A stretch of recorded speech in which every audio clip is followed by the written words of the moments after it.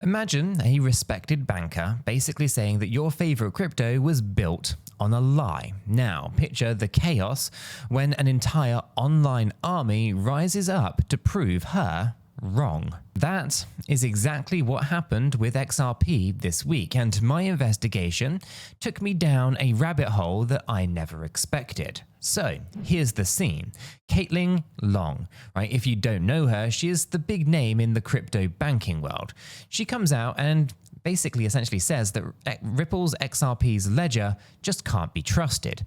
Now, she's the CEO of 𝗗𝗶𝘀𝗰𝘀𝗰 Bank and longtime Bitcoin advocate, not some random Twitter troll. Now, Caitlin claimed that XRP is not decentralized, that Ripple wasn't transparent when they first released XRP, and that the platform just doesn't measure up to modern finance standards. So in plain English, she implied that XRP was the kind of sham that no serious bank should touch. Now, when someone that high profile basically calls out your favorite project, you start paying attention. Now, I'll admit, when I first read her comments, my heart kind of skipped a little beat, right? I've been around the crypto block a fair few times and I've heard plenty of Ripple skeptics, but seeing Caitlin Long, a person that maybe I respected, saying that XRP had an ICO and isn't decentralized, that kind of made me wonder, wait, did I miss something all of these years? Was XRP's origin shady? And is the XRP ledger just a wolf in decentralized clothing? So I had questions, and guess what? I needed answers fast. So I grabbed my digital shovel and I just started digging. And let me tell you, right, the XRP community, affectionately known as the XRP Army, was already in full battle mode.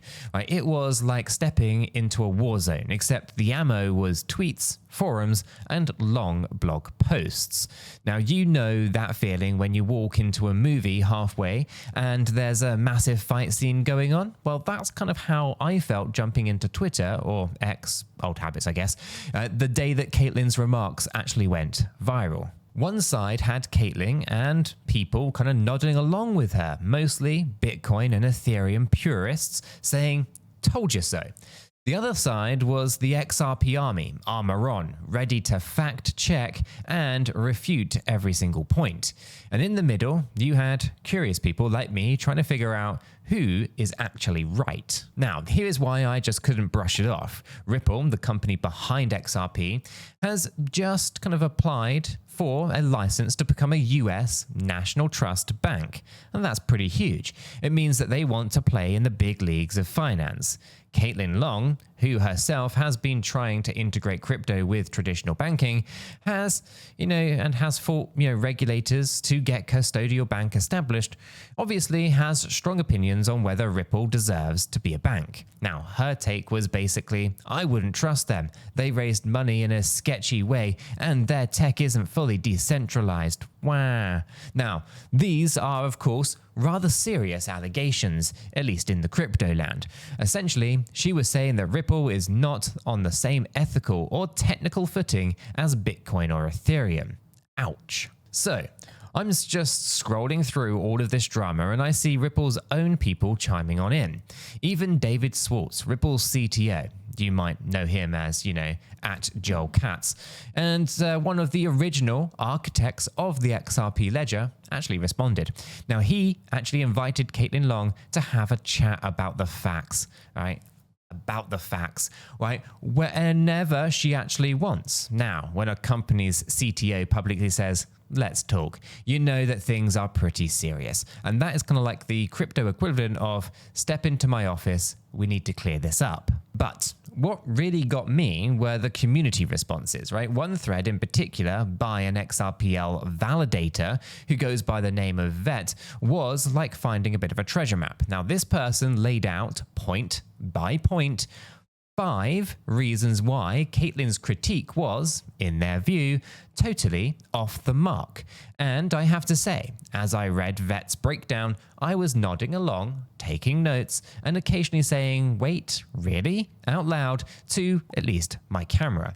Now, I probably looked like a crazy person. Thank God I wasn't recording. But hey, welcome to my world of nerding out over all these crypto details. So let's kind of walk through these 5 points that Vet and others raised, because they're actually the key to this whole saga. So by the end, you're going to see if Caitlin Long's claims actually hold any water, or if the XRP Army successfully sank her battleship with all the facts. And trust me, some of these facts blew my mind and might just blow yours too, especially if, like me, you hadn't thought about XRP's early days in quite some time.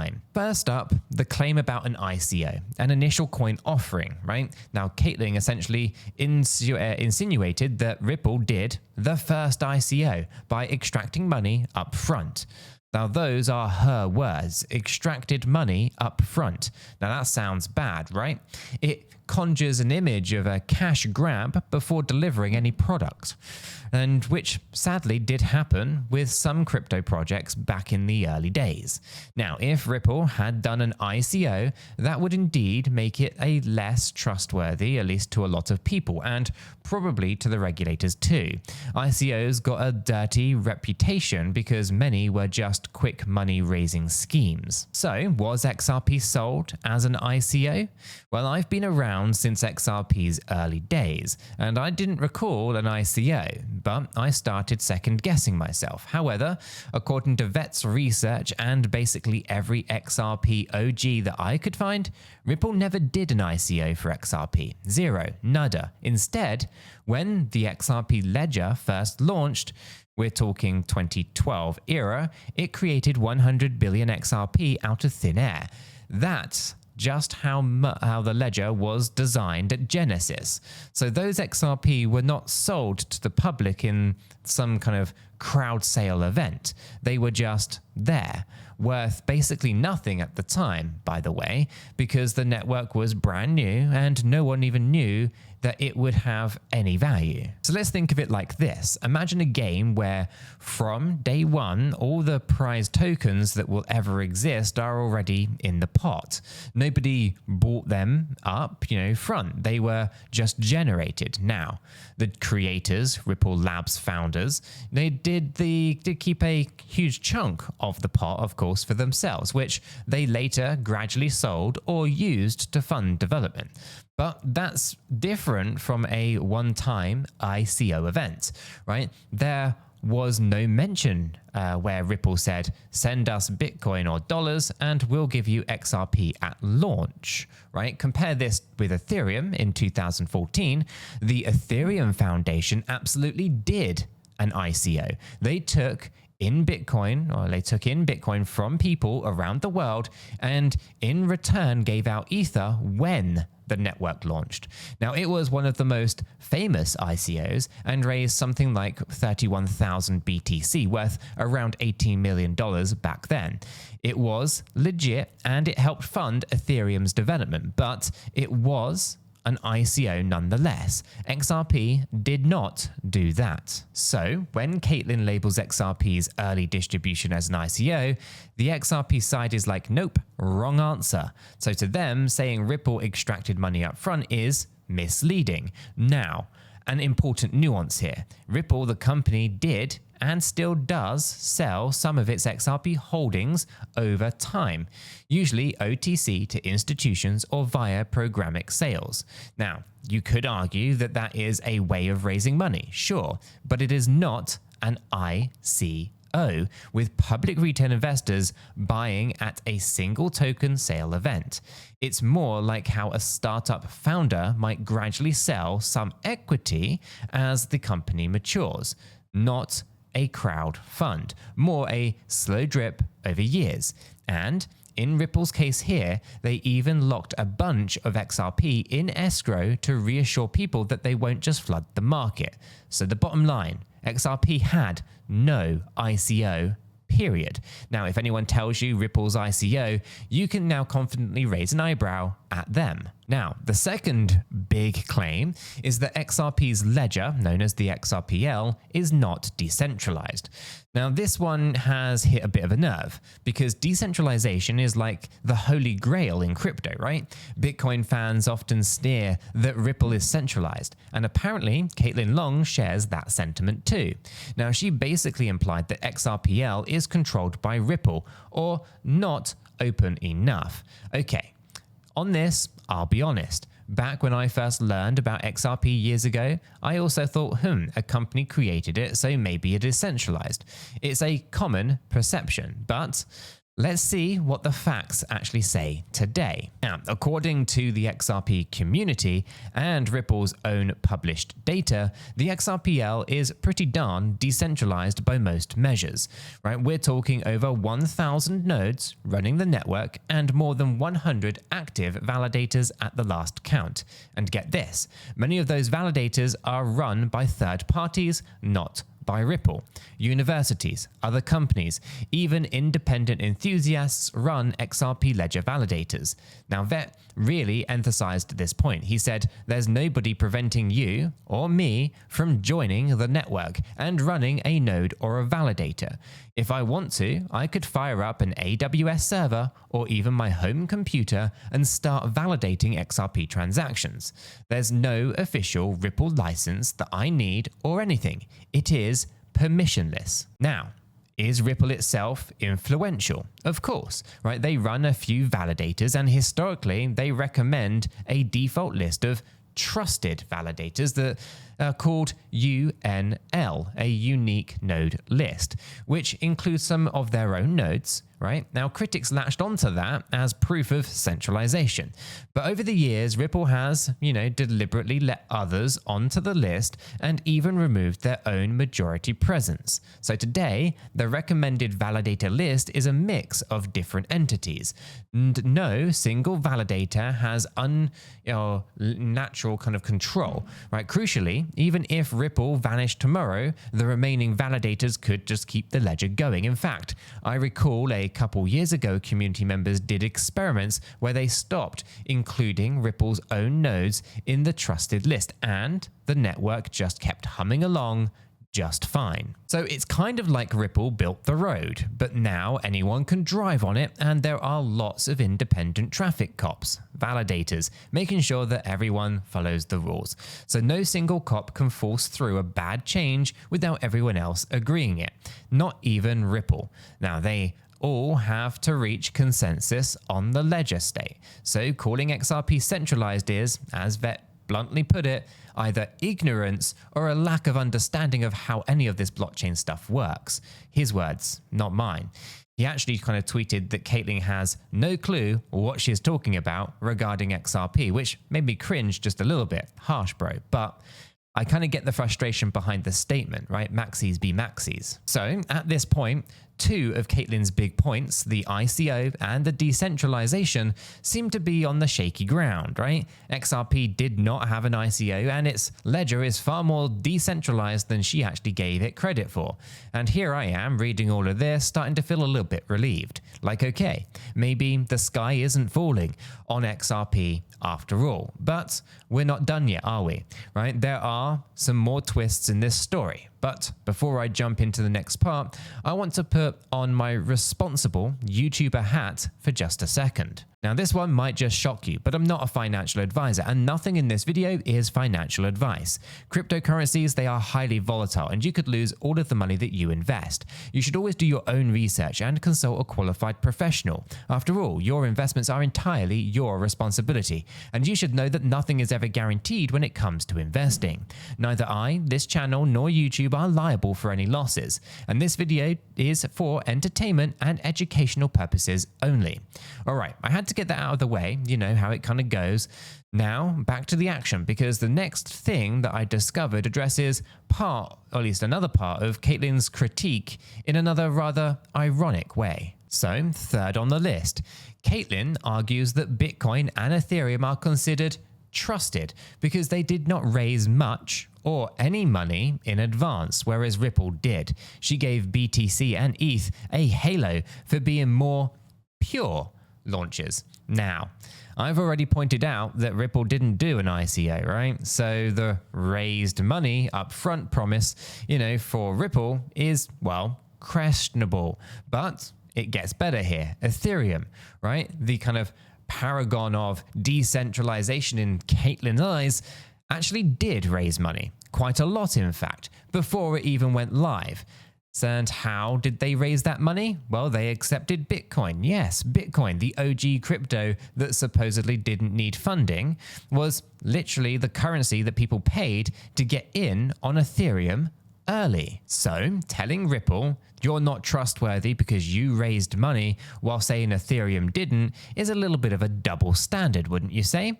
Now, I mean, sure, Ethereum's crowd sale might feel different because it was A long time ago, and B, run by a non-profit foundation rather than a for-profit company, but still, money is money. People sent Bitcoin in and got Ether out. Now, if you're not raising money up front, then I don't know what is, right? Or at least that's not raising money up front. I don't know what it is. But, Bitcoin itself had no fundraising event. This is true, right? But it was a different era. Satoshi mined the first coins himself, and there was no need for startup capital since Bitcoin grew organically. It's kind of apples versus oranges, right? To compare Bitcoin's launch to something like Ripple, which was a company with a product vision, from day one. So here is a little analogy, right? Praising Ethereum and Bitcoin for their launches while knocking Ripple is kind of like saying, my friend inherited a fortune and never needed a loan. He's victorious. You took out a small loan to start your business, so you're not. Well, maybe the contexts here are slightly different, but neither scenario is inherently evil, right? The XRP Army, right, they actually really kind of hammered this point about Ethereum, right? If you're praising ETH for being clean, you can't ignore that it was bootstrapped with a fundraising too, just in BTC. And also, let's not forget ETHgate either, where they didn't like the outcome of a hack, they can just roll back the clock and pretend it didn't happen. Come on, that's not nice either, right? It's not clean in my opinion. It's manipulation. So by this time in my research, I was really wondering if Caitlyn just wasn't aware of these details or if she has, let's say, some bias. Now, it's possible that she's just too deep in the Bitcoin maximalist mindset that anything not following Bitcoin's path seems just sketchy. Or maybe she's genuinely thought Ripple's distribution was actually an ICO, but clearly context does matter. Now, you might be curious, while I'm doing all of this detective work, what's happening with XRP's price or the market reaction?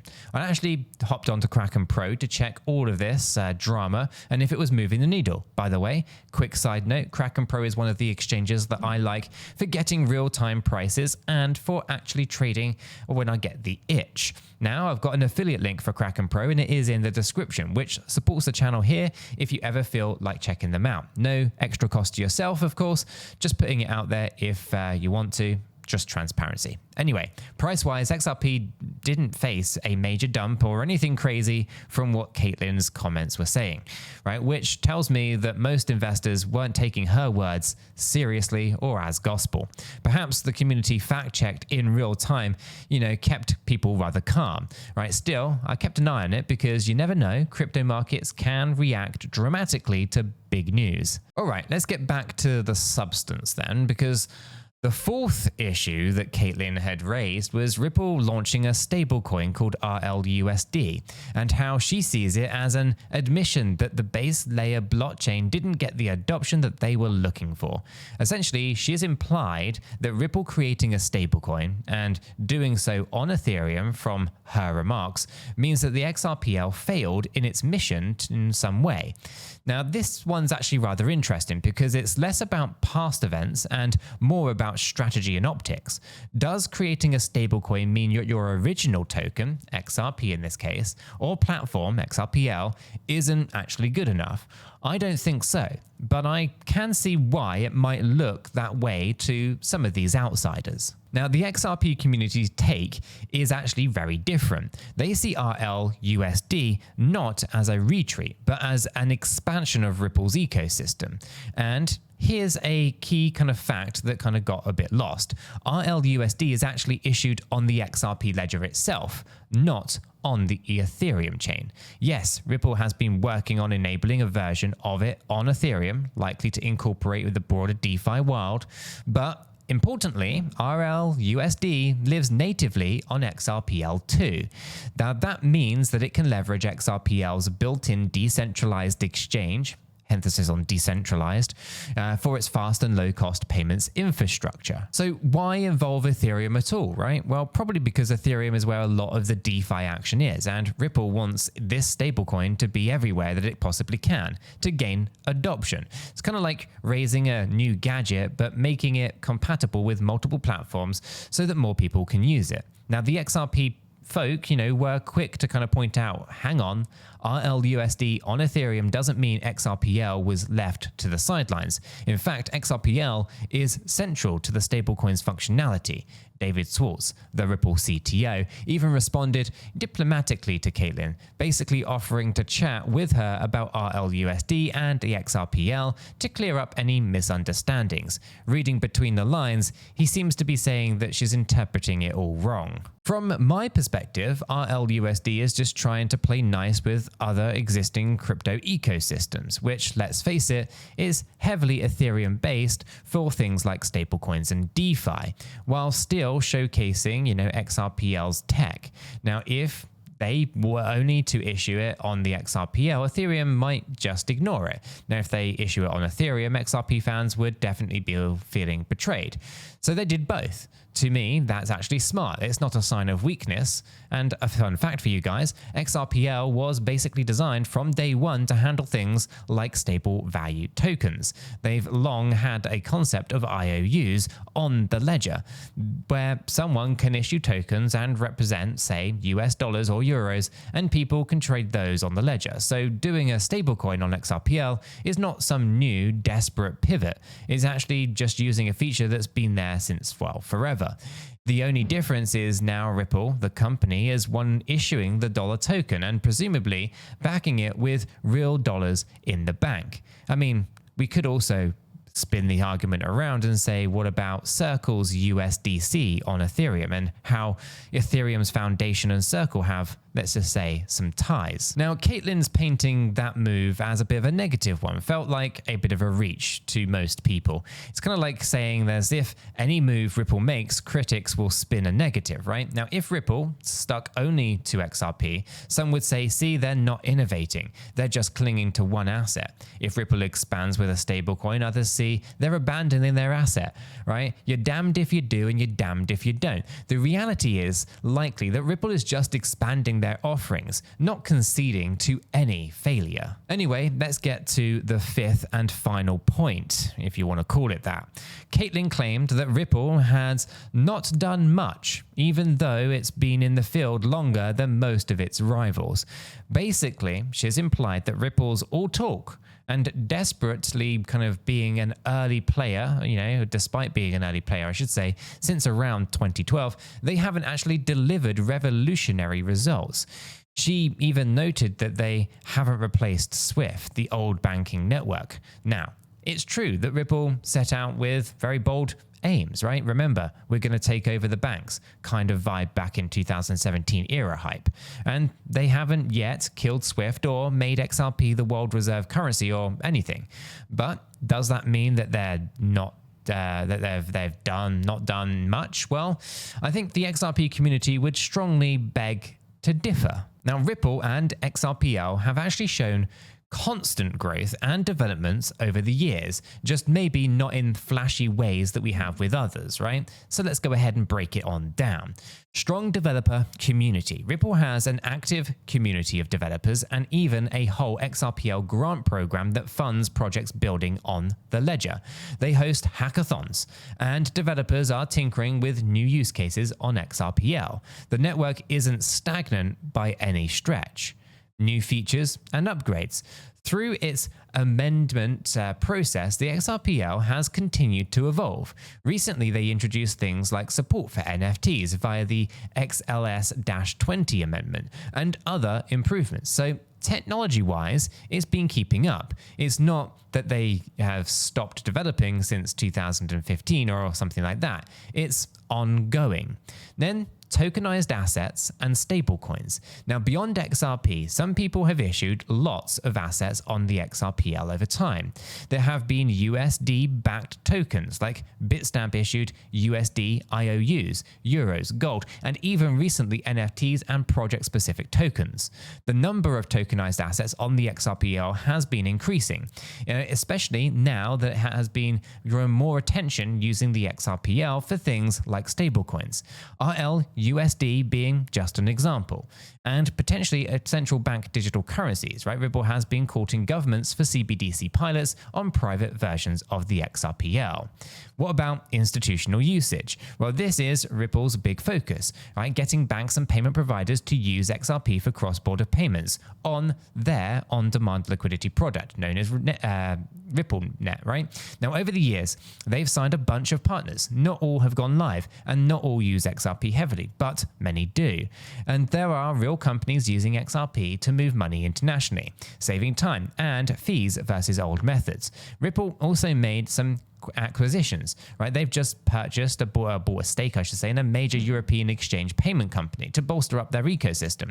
So it's not accurate to say that they've done nothing, right? They might not shout about every achievement from the rooftops, but progress is there. Now, one of the coolest reminders from this community's kind of rebuttal was historically, right? The XRP ledger had its first decentralized exchange, DEX, and tokenization platforms built in way back in the day, right? Vet highlighted that proudly. The very first DEX in crypto was actually on the XRPL, many years before Uniswap or even before Ethereum existed.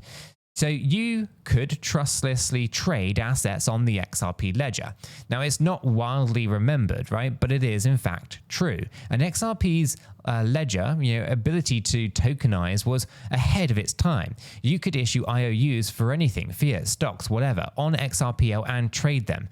So saying Ripple has not done much overlooks the fact that they pioneered some of the things that others later prioritized or popularized. Also, survival counts for something here, right? Ripple and XRP has been, through a lot in the last decade, right? Multiple market cycles, being called a scam by maximalists like Caitlin, and a huge lawsuit by the SEC, right? Many companies would have folded under that pressure, yet Ripple not only survived, but they got landmark legal victories this year, with a judge stating that XRP itself is not even a security, which is a huge win for the entire industry, right? They just kept on growing their team, expanding into new products like CBDC platforms, liquidity hubs, etc., right? Love them or hate them, they've done more than most early crypto companies can even claim. So, on this fifth point, I think Caitlin was being unfair.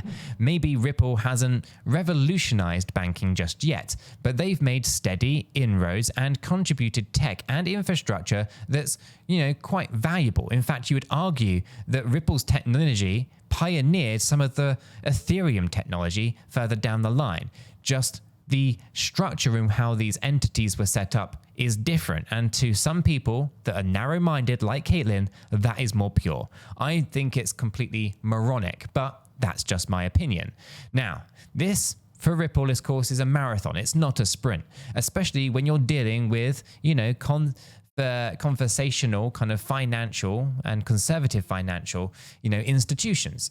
Takes time. So by the time I had finished this deep dive into all of this, I had a very different feeling about when I had started, right? I began somewhat shaken, maybe thinking, what if she is right?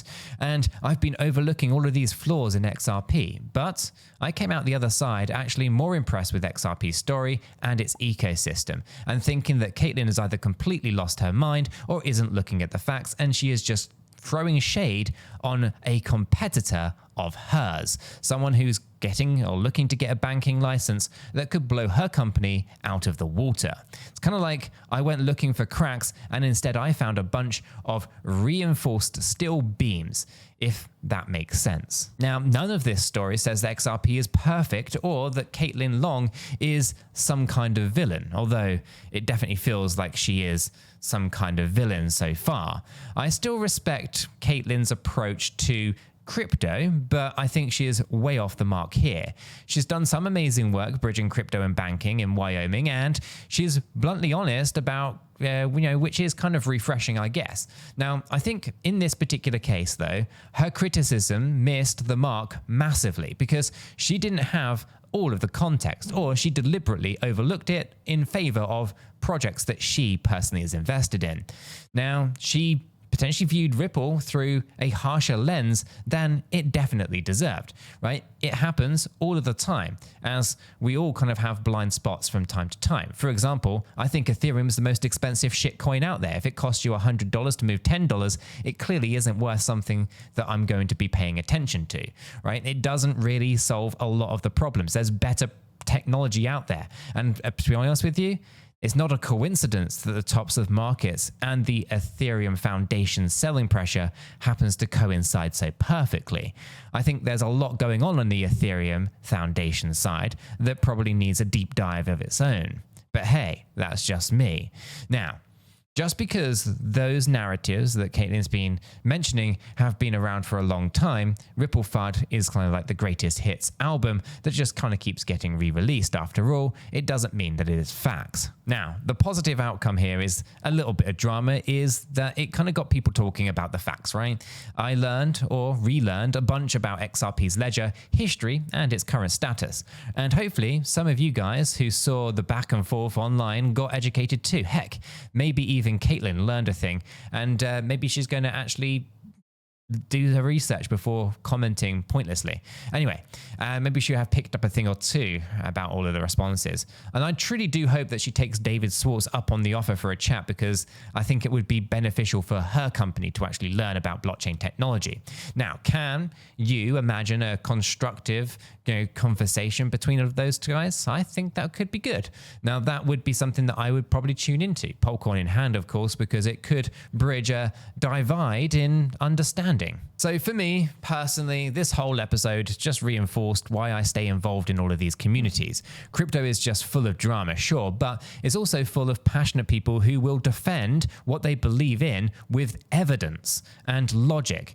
And okay, sometimes memes, right? The XRP Army can be pretty intense, but they are backing everything up that they have with concrete data. And someone who holds a little bit of XRP and follows Ripple's news, I felt a sense of pride after initially feeling a little bit anxious. Like, okay, my guy, XRP is gonna be all right. So it also reminded me, to always double check big claims, right? Fact check everything. Just because a credible figure says something doesn't mean that it's actually the whole truth. They are probably just suiting their own narrative.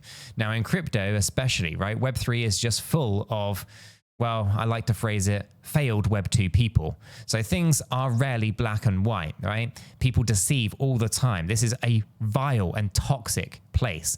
And I don't see it changing anytime soon, unless, of course, we end up with some real authentic people coming into the space. But I have hope. Projects evolve. Narratives from years ago might become outdated, and even rivals can acknowledge each other's progress if they actually look and spend the time to look closely. Now, I can't predict what will happen next. Maybe Ripple's banking licenses will get approved, and maybe they're going to just, wipe the floor with some of these poor Web 2, imitations, and maybe they'll surprise everyone with that. Maybe Caitlin will, remain skeptical. That's okay. She's entitled to her opinion, right? Maybe something, completely unexpected will happen. It's crypto after all, and there's always a plot twist just around the corner. What I do know is that I'm going to keep paying attention, right? And I'm going to keep digging for the truth beneath all of the bullshit headlines. It's just too much fun not to. So hey, if you stuck with me this far, And I appreciate you, sticking with me, and you can do something right. You clearly enjoy these deep dives and rabbit holes as much as I do, so why don't you keep the journey going by hitting that subscribe button, smashing the like button, and I'm going to catch you all in the next one.